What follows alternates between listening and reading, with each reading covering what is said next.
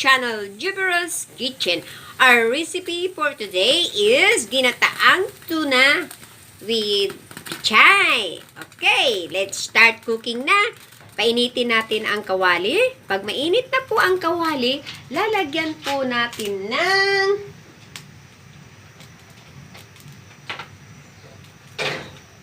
oil. Let oil hot. Okay, pag mainit na po ang mantika, and then we will start sauteing all the ingredients. Okay? Mainit na po ang mantika natin, so we will start sauteing all the ingredients. Okay, by adding garlic. Saute garlic until brown.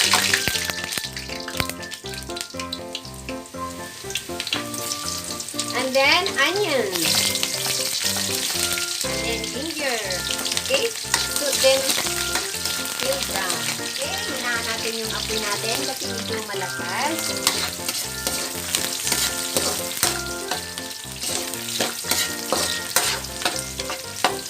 Okay?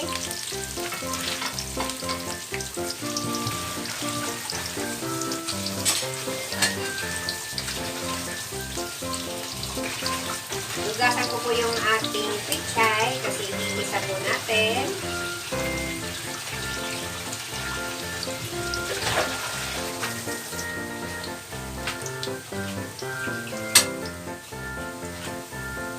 So, nag-isa na po ang mga bawang, luya at garlic. So, igigisa na po natin tong ating pechay. Okay?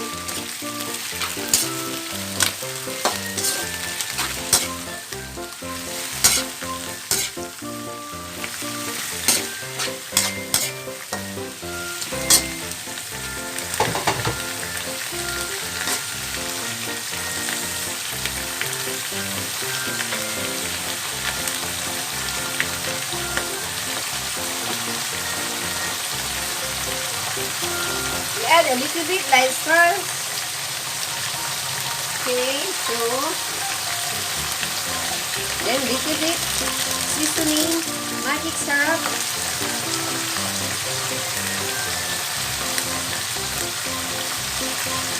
Then we will add the fried tuna fish. Okay? Madali lang po itong lutuin kasi naprito na po yung isda natin. So, now, we will add the first layer gata. Okay. Yan. Okay. Ito natin. Yan.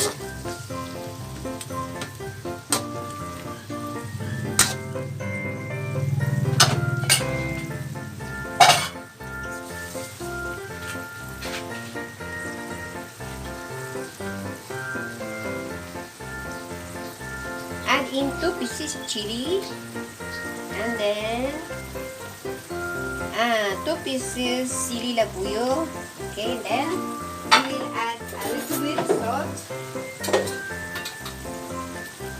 We will add a little bit salt. Okay. So we will stir.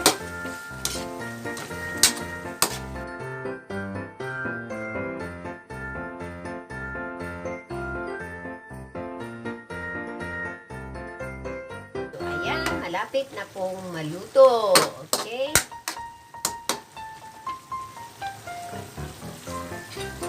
So, taste natin. Okay? Ang sarap. So, maybe we will add a little bit water.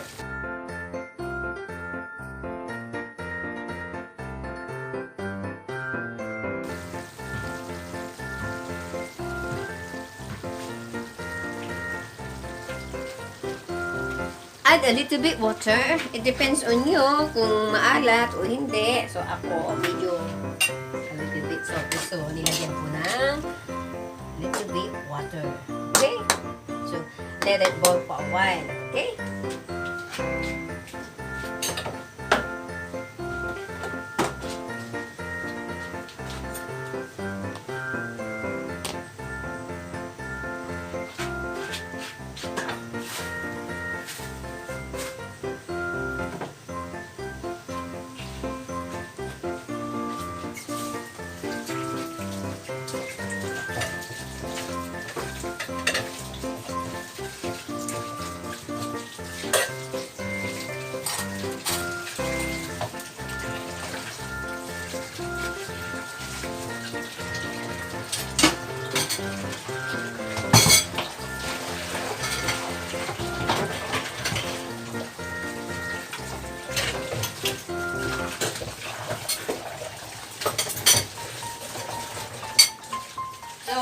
already boiling.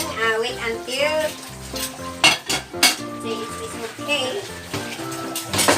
So while cooking, I'm washing all the dishes using for all the ingredients. So I wash all the dishes first while boiling. Actually, that is already cooked. I add a bit of water to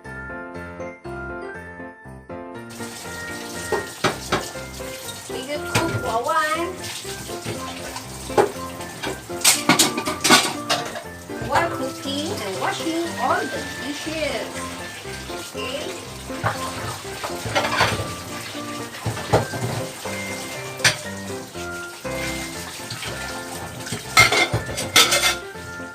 Okay, I finished wash all the dishes. So now we will check our recipe that already cooked. Check it.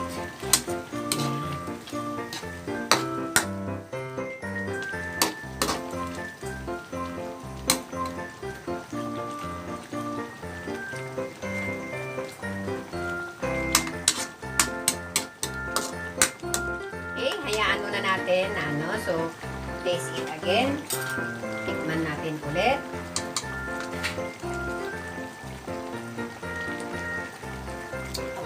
Okay na po yung kanyang lasa.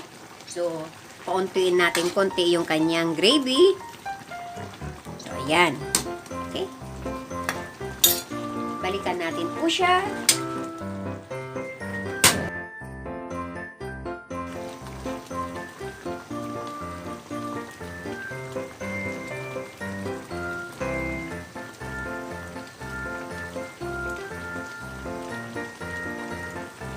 So, malapit na po siyang munti yung kanyang gravy. So, ayan. Masarap po.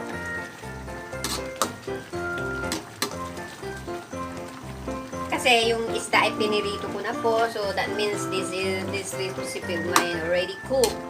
Okay, so thank you for watching.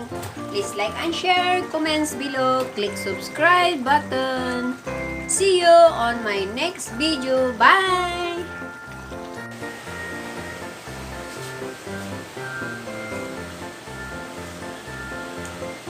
Okay, narito na po ang aming recipe.